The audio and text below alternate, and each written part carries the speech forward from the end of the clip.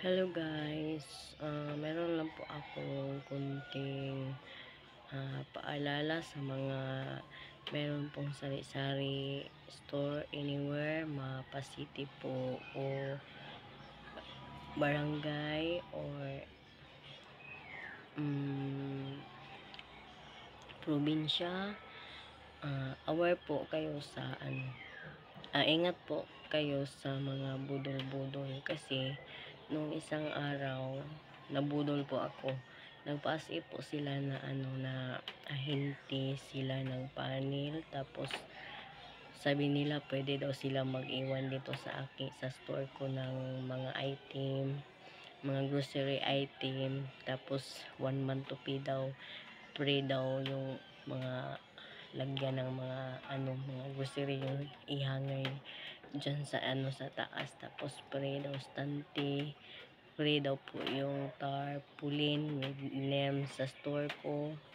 Tapos meron po silang mga item sa baba ng mga price list nila, no, naka sa bond paper nila na yun daw yun ipa-cash to cash nila. Tapos yung hinatid na nila dito yung item kunti lang.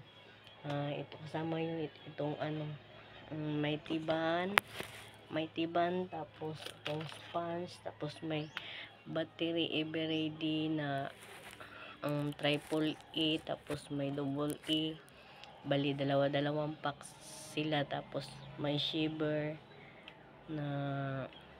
tapos tamtax, yun lang. Tapos yung nabayad ko is 6,000.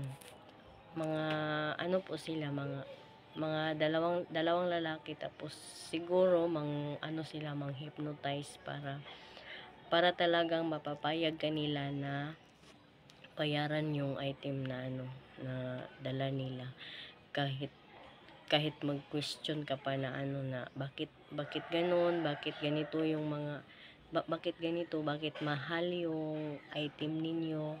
Tapos sasabihin nila, okay lang yun ma'am, kasi babalik kami sa Friday, babalik kami sa Friday, lang palitan namin yan ng mga sellable item.